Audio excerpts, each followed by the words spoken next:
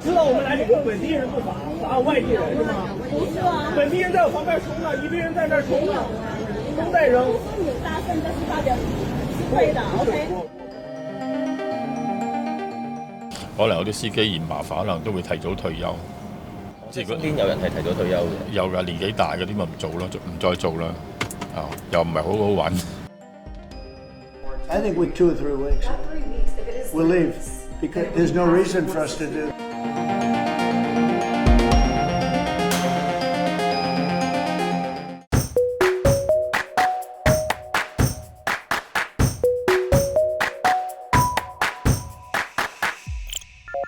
訂閱我哋，再撳埋個鐘仔，有新片即刻通知你。你見到有2個入油嘴。哦，即係入邊有兩個窿嘅。佢呢個用途係有咩用啊？即係如果呢2個可能分隔咗2個油缸，入唔同類型嘅電油。海關聯同消防處星期2喺元朗新田麒麟山搗破一個非法加油站，聯同較早之前喺錦上路破獲嘅非法油站案，一共檢獲4700公升懷疑未完稅嘅電油，市值大約14萬元，應課稅額大約2.8萬元。行動入面拘捕37歲同埋43歲嘅跨境私家車男司機。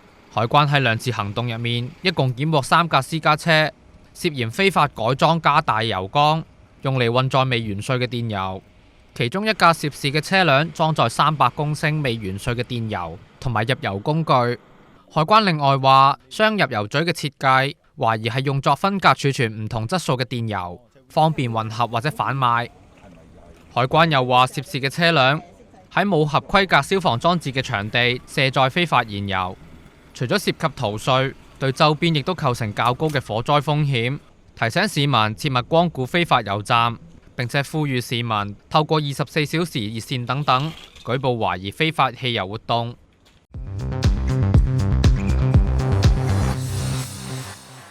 已故賭王何鴻燊二房長女信德集團行政主席何超瓊喺3月30號入稟高等法院，要求法庭頒發禁制令。案件原告係何超瓊，被告就係陳鵬瑜。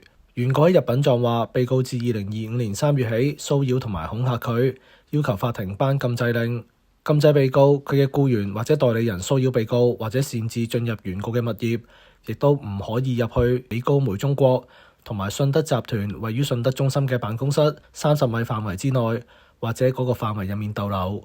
原告亦都要求禁止被告直接或者間接聯絡，同埋要就被告騷擾同埋恐嚇行為作賠償。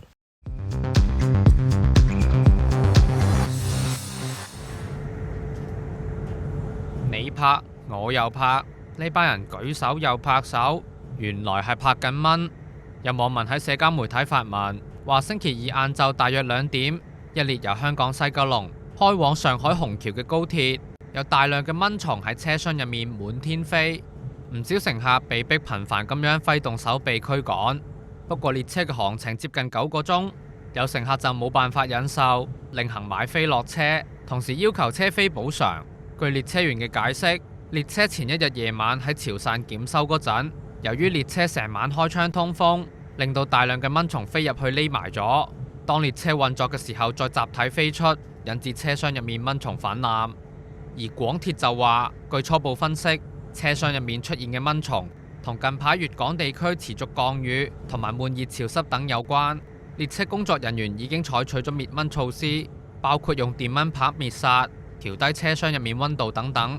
鐵路衛生防疫部門亦都已經啟動列車檢修基地嘅排查，將會組織有針對性嘅應對防範。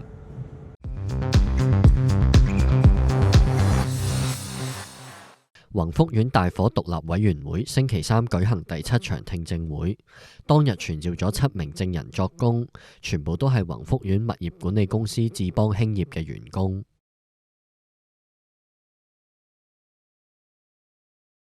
有關宏福苑涉授權票問題，智邦文員樂善瑩話：見過授權票嘅情況，而且情況普遍，數量過百。佢話喺在任期間冇抽查授權書，只會核對授權書業主嘅名同埋單位，但係承認冇得對簽名。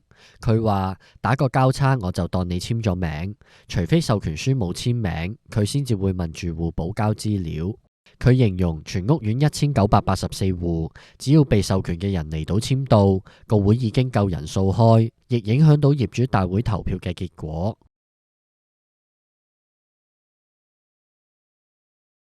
智邦木工李成富憶述，上年6月去到8月幫消防水缸放水，佢話當時已經知道放水需要消防牌照，並向智邦電工羅國瑞提出，但係對方話接到單就跟工作單執行。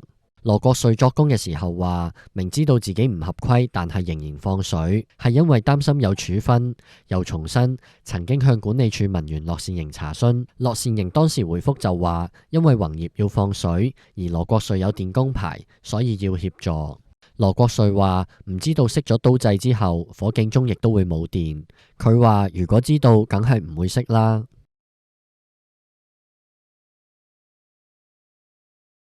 智邦工程主任林文欣話，入職之後唔知道有員工協助宏業就水缸放水。就住消防水缸嘅消防裝置關閉通知書 SDN， 佢話未見過。佢又直指火災之前冇睇過 SDN， 亦都冇主動問過人攞 SDN， 亦都唔清楚係咪有 SDN。林文欣又話，大火當日先知道水缸冇水。獨立委員會主席陸啟康質疑林文欣，咁你做乜嘢？林文欣話有投訴先開單，佢形容好 cam 先會俾我做。被問到流程係咪有問題嘅時候，佢話出事咪有問題，唔出咪冇問題。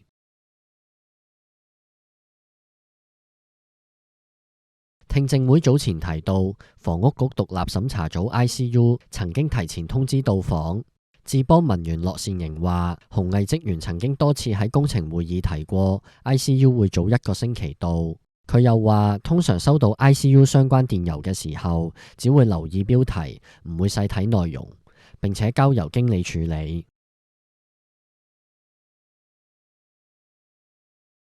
就工人喺棚架食煙嘅問題，智邦高級管理員黃百勝作工嘅時候話，接過工人食煙嘅投訴，並且記錄咗喺大維修投訴記錄入邊。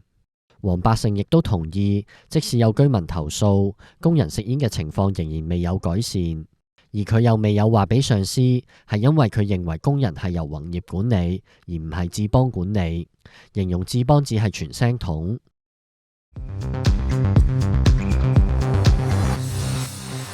知道我們來旅遊，本地人不罰外地人是嗎？不是啊，本地人在我旁邊衝了，一堆人在那衝了，都在扔。你大聲的是代表是對的 ，OK？ 就是啊，況且唔係人犯法就要跟住犯法噶嘛。一對男女遊客上個星期日喺尖沙咀廣東道隨地亂抌煙頭，俾食環署人員斷到正。當人員開出罰單，二人仲拒絕出示身份證明文件，仲拎出手機反拍攝翻食環署嘅人員。我問你最近怎麼處罰？犯了哪種法律？罰了多少錢？到現在我們都不知道。這是一個國法的工作人員該有執法的過程。我無需跟你說，好，你這個煙頭你不發了，你承認了是你的錯嗎？我就是告訴你，你就是靠這個煙頭，然後不顧而事，我才會抓到你的。如果你再捲起來，就是靠這個煙頭都沒關係的。OK。片長近3分鐘，見到食環署女職員用普通話解釋執法嘅原因，但涉事嘅遊客就一直將電話鏡頭對準食環署女職員，質問點解會犯法，直至影片結束，雙方都仲爭論緊。食環署就回覆我哋話，根據記錄，署方當日下晝喺尖沙咀一帶執法，打擊喺公眾地方亂拋垃圾嘅違法行為。行動中，人員一共發出4張定額罰款通知書，當中包括上述涉及嘅人士。影片亦都引嚟網民嘅熱議，紛紛指責嗰對男女遊客離晒譜，話惡到咁真係恐怖啊！仲話去到邊麻煩遵守邊度嘅法律，亦都有網民大讚相關嘅食環署女職員冷靜應對。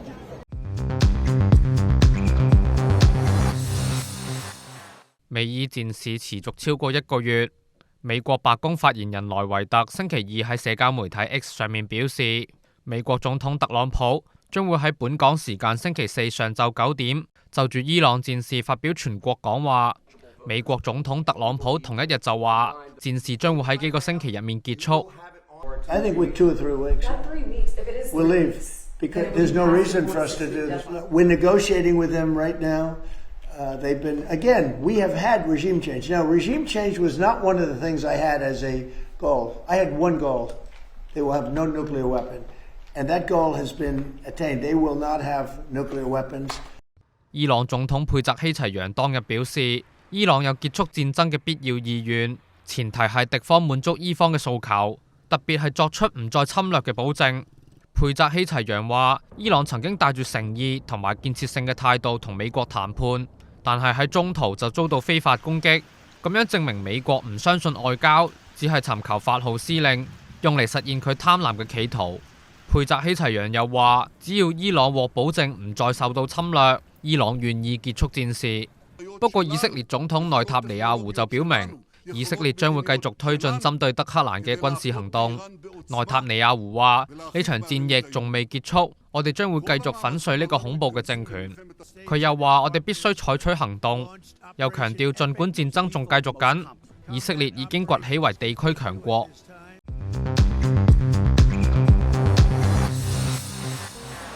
美國白宮附近嘅草坪近日出現咗一個新景點，林肯紀念堂對出嘅大草坪出現咗呢個黃金馬桶同埋一個仿大理石嘅王座，原來係反特朗普嘅神秘藝術團體秘密握手嘅最新作品。上邊有個牌匾更加寫住係國王的寶座，擺明諷刺特朗普。唔少觀光客同埋民眾都忍唔住影相。更加有人直接上去打卡留念。秘密握手喺過去1年喺華盛頓各地放置咗好多挑釁性嘅臨時雕像，其中包括一座描述性罪犯愛潑斯坦嘅雕像。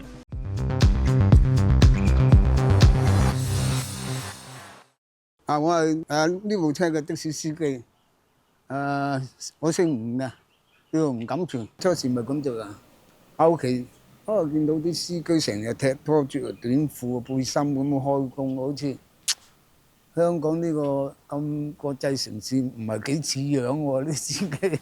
後尾自己睇下咁樣着好唔好啲？70幾歲嘅全哥駕駛的士20年，主要喺西貢區行駛。佢過往曾接載唔少明星到東壩行山，其中周潤發就係佢最難忘嘅乘客。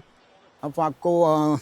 方中信啊、苗僑偉啊、劉嘉玲啊嗰啲好多都車過佢哋。我嗰時朝早擺喺北潭涌的士站啊嘛，做下運動啊、跑下步啊咁啊。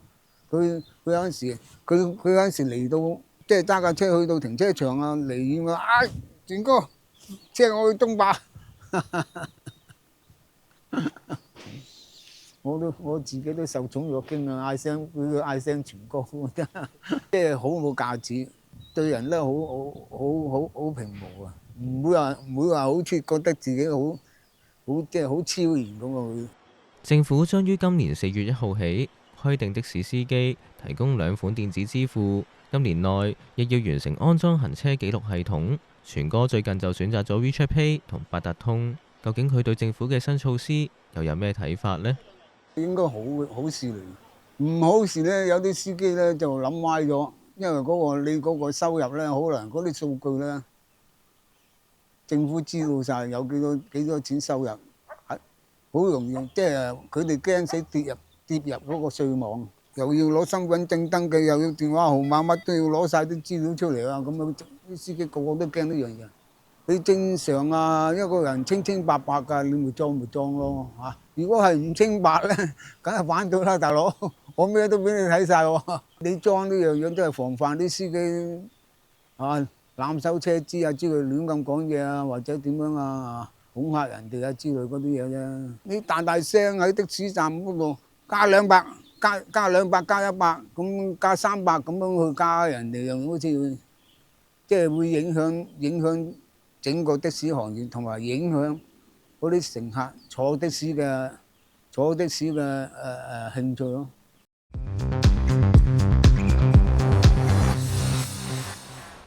的士即日起必須提供至少2種電子支付，包括一款二維碼同埋一款非二維碼。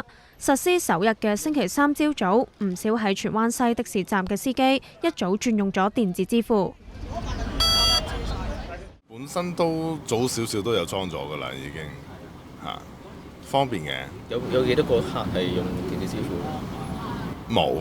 有冇擔心過？即係可能如果去啲邊境啲，可能啲咩石澳、大澳嗰啲，有冇擔心咩啲信號唔好？跟住石澳、大澳還好嘅，深圳灣會差啲嘅，係啊，真係收唔到嘅嗰度。嚇。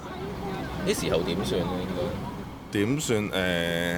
嗱，現金一個方法啦嚇，或者我哋估計大概幾多錢，可能你收我先咯，咁多隨少報咯，去到嚇，再即係可能再找翻現金俾佢點樣咯。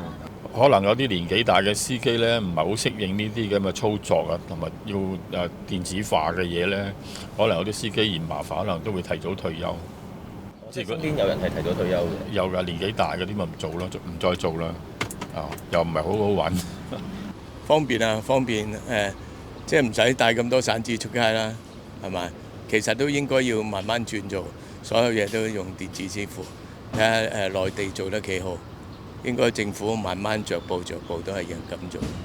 新上任嘅運輸處處長謝永儀朝早亦都去到的士站視察。佢話現時有47000名嘅司機已經安裝多於一款電子支付嘅八達通機。對於某啲地區因為信號接收問題影響收款，謝永儀話正係努力改善。其實我哋咧同數字辦啊，亦都係加緊有個聯繫。咁數字辦呢會係同網絡嘅供應商呢係一路去合作，係務求咧令到整體嗰個嘅接收嗰個信號係加強啦。呢個第一點啦。第二點呢就係頭先其實同業界嘅朋友傾偈都有提到喺尤其是喺邊境嗰度呢，其實有政府免費嘅嗰個 WiFi 信號。咁呢個呢，就係帶到去呢我哋嗰個公眾宣傳啦、教育啦、推廣俾我哋嘅司機朋友知道呢，其實你都仲可以用一個嘅免費嘅 WiFi。咁我相信呢嗰個問題呢，一路呢係可以會係解決嘅。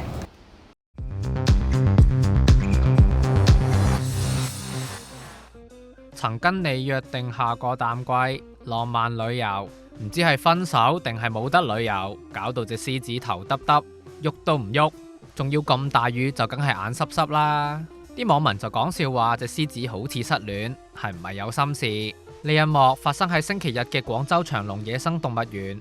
當日一場大暴雨令到隻獅子喺雨中返工，雖然獅子成身濕晒，但個髮型都仲 keep 到，表情睇起身就有啲憂鬱。動物園回應話，園入面嘅獅子身體狀況良好，並且會持續監察動物嘅健康狀況。又話當日大雨嗰陣，工作人員有開放設施俾獅子避雨，而呢一隻獅子淋雨係屬於動物嘅天性，所以園方未有作出干預。